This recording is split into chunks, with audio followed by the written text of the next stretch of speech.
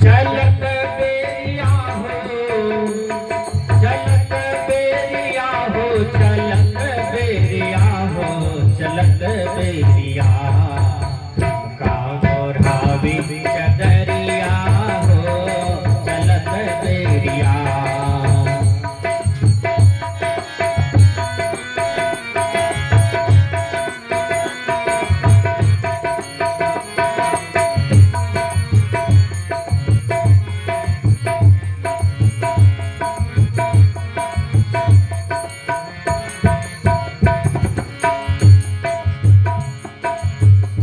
चलने की बेरिया में कौन सी कपड़ा दिया जाता है आपको?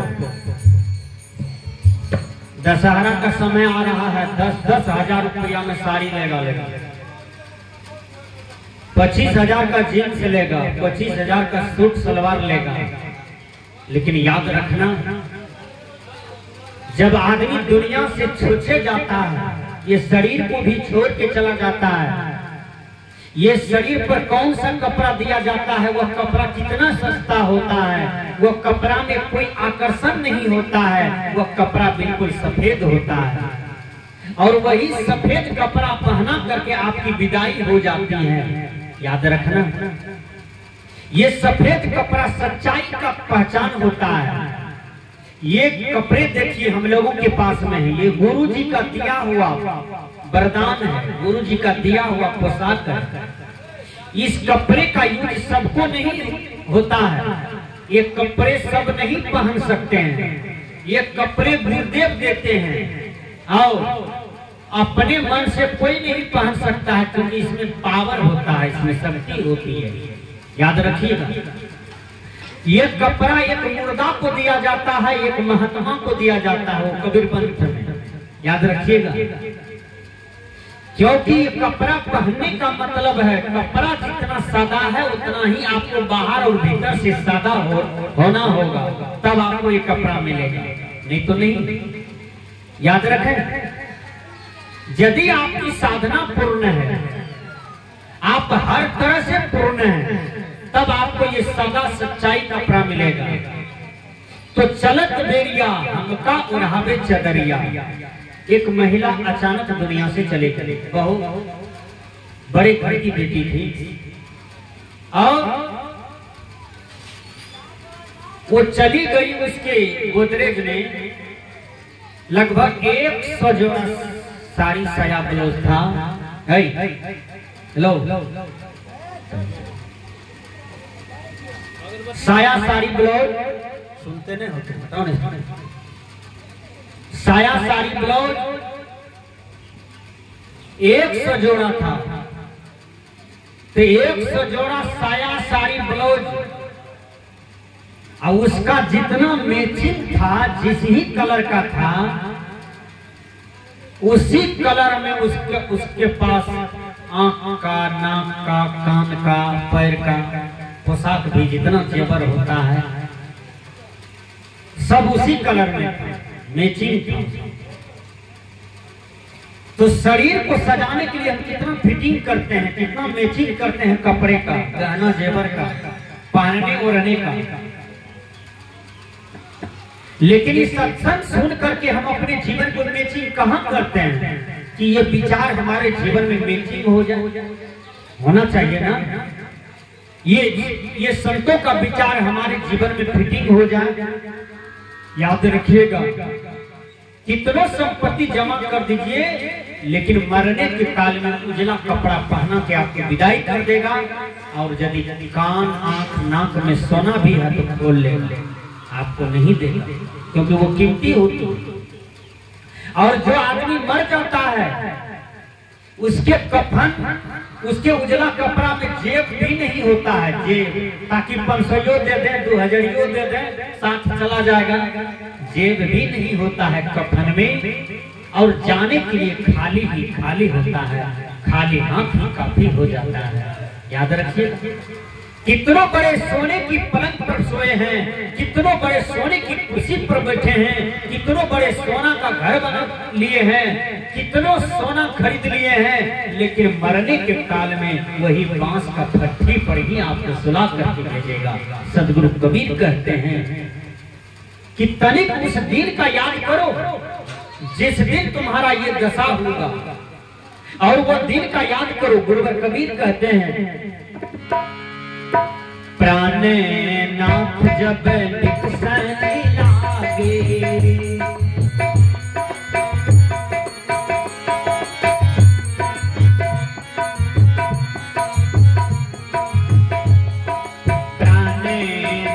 जब निकसन लागे,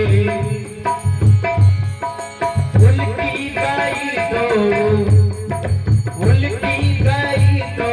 नैन पुतरिया चलत देहिया, मोरा भी चटरिया हो चलत देहिया।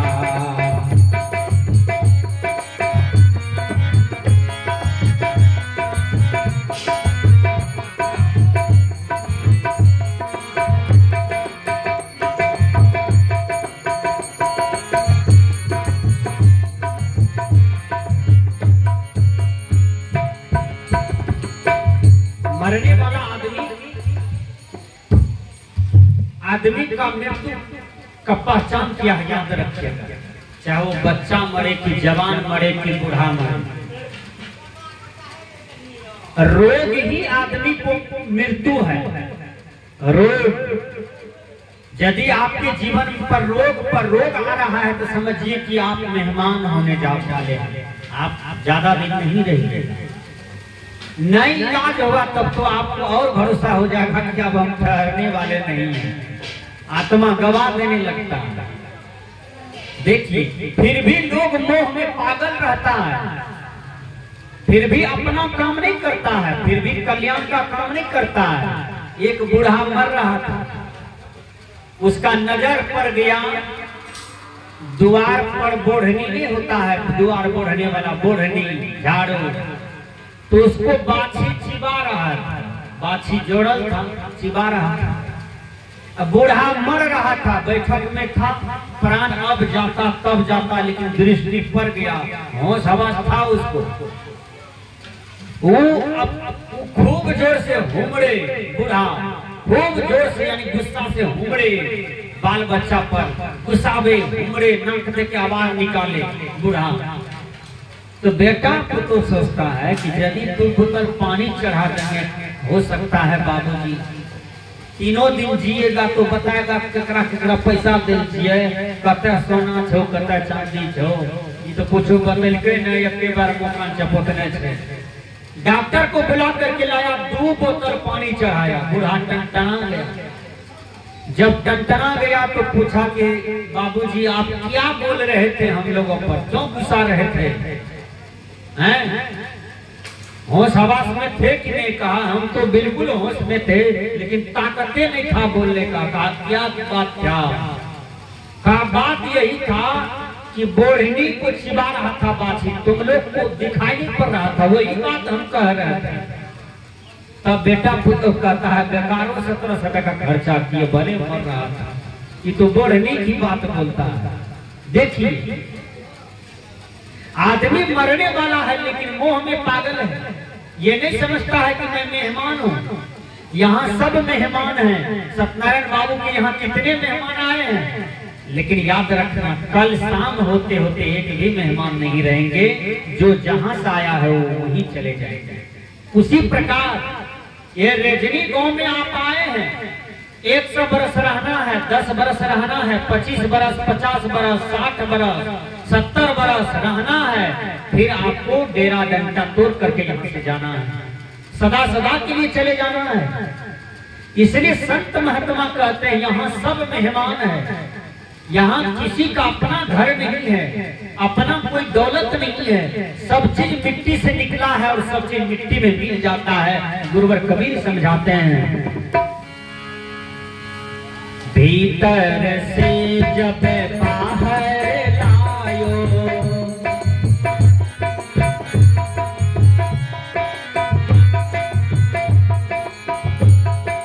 भीतर से जब बाहर लायो, भीतर से जब बाहर लायो, छूट गई सब छोड़ गई सब महल अटरिया चलत बेरिया उड़ावे चदरिया हो चलत बेरिया चलत बेरिया चलत बेरिया हो चलत बेरिया हो चलत बेरिया उड़ावे चदरिया हो चलत बेरिया।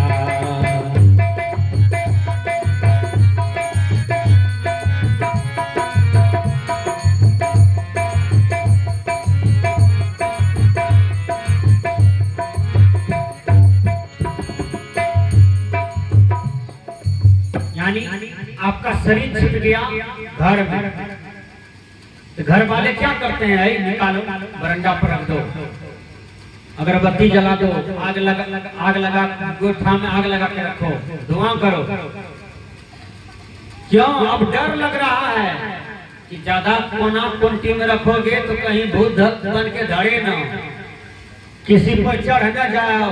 अब आपको भूत मान रहा है, देखिए अब आपसे डर लग रहा है, अब आपसे गिरना शुरू हो गया है। जब तक आत्मा था तो सब मेरा मेरा कह रहा था, ये आत्मा निकलते ही सब आपका बैरी हो गया, सब आपसे दुश्मनी करने लगा। फिर भी आपका आंख का पट्टी नहीं खुल रहा है। रात दिन मेरा तेरा तेरा मेरा मैं तू करते हुए जीवन गुजार रहे हैं। यही जीवन है मनुष्य का। संत कहते हैं कि जब बाहर कर दिया आपके शरीर को तब क्या होता है? आत्मा देख रहा है कि अब तो हमसे घृणा कर रहा है, बाहर कर दिया शरीर को। अब बरामदे पर से आंगन कर दिया, लोगों को ज्यादा भीड़ हो रही है, आंगन में रख दिया, अब चचरी पर दे रहा है, 4 आदमी उठा लिया, कीर्तनियां भजनियां सहित आम बारी जा रहा है, वहां जला दिया आपके शरीर को। आपका शरीर एक मुट्ठी का राख हो गया। कान जल गया, नाक जल गया, आंख जल गया, माथा जल गया, ठोर जल गया। जिस ठोर पर लिपस्टिक लगाते थे, जो आंख में कज्जल पहनते थे, जो नाक में सोना का नकबुन्नी पहनते थे, जो हाथ में सोना का पोला था, जिस पैर में चांदी का गहना था, जिस कपार में मनटिक्का शोभा दे रहा था, आज सब जल करके एक मुट्ठी का राख है। ये शरीर पहचान में नहीं आ रहा है कि फलमा आदमी का शरीर है, फलमा का माय का शरीर है। याद रखना, ये शरीर एक मुट्ठी का ही राख है। और ये शरीर से भजन कीजिए, शरीर से को सजाइए नहीं। सजा करके कोई आज तक सुंदर नहीं हुआ। सजाना चाहते हैं तो भजन को सजा लीजिए। संत कहते हैं,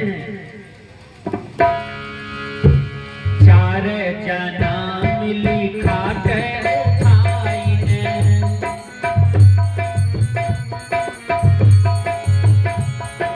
4 जना मिली खाटे उठाईने,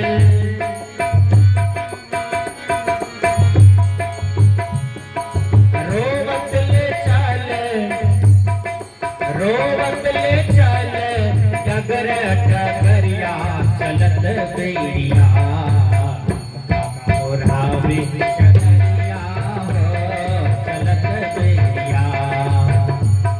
चलत बेरिया हो चलत बेरिया हो चलत बेरिया हो चलत बेरिया उड़ावे चदरिया हो चलत बेरिया।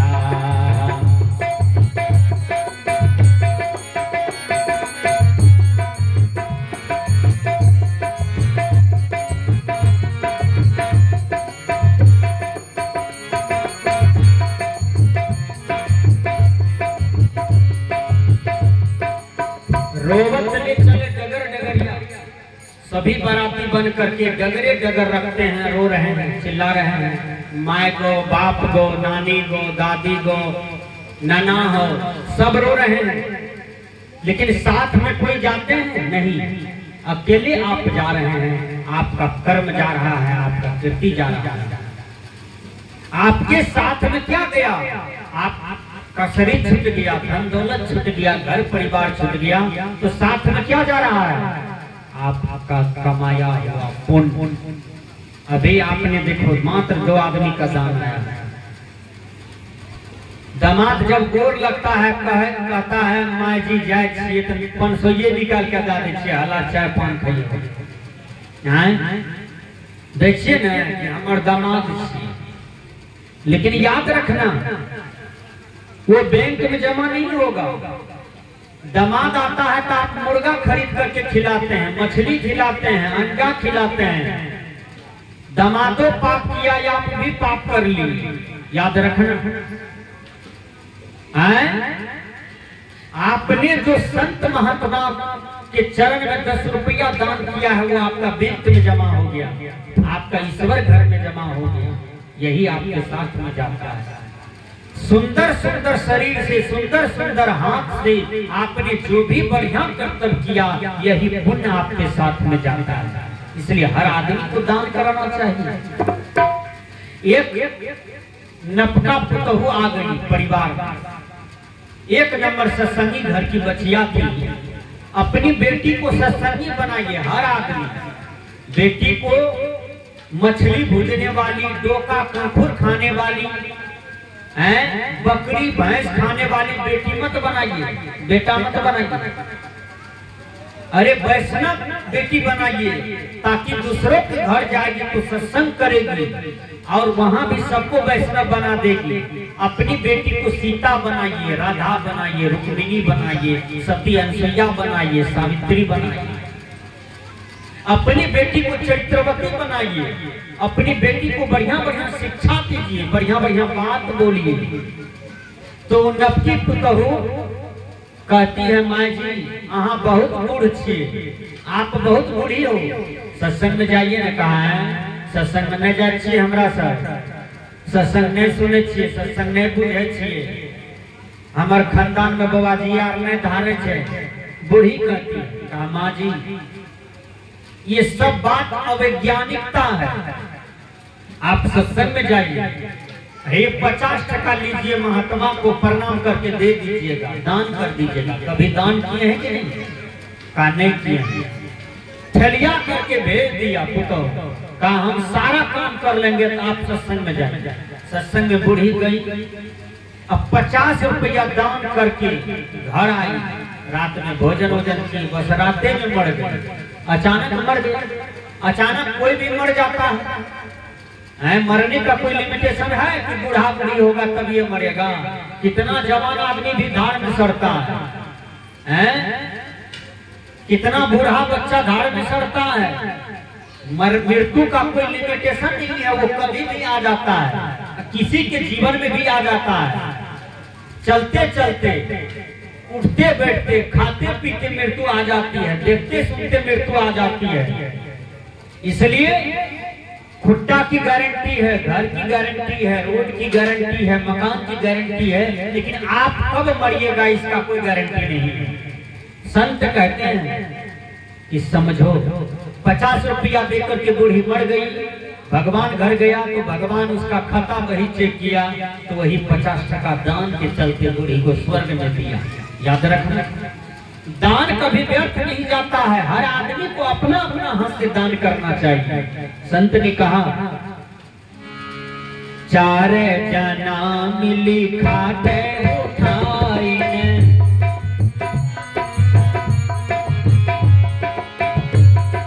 रोवत ले चाले डगर डगरिया चलत बेरिया, और आवे डगरिया हो चलत बेरिया।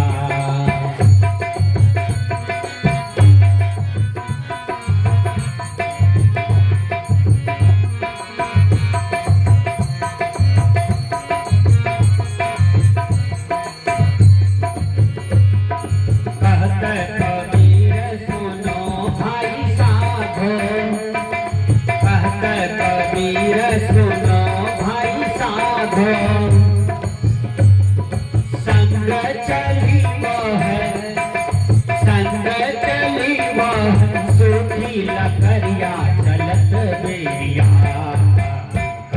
ओढ़ावे चदरिया हो चलत बेरिया चलत बेरिया हो चलत बेरिया हो चलत बेरिया हो चलत बेरिया ओढ़ावे चदरिया हो चलत बेरिया हो चलत बेरिया हो चलत बेरिया। बोलिए सद्गुरुदेव की जय।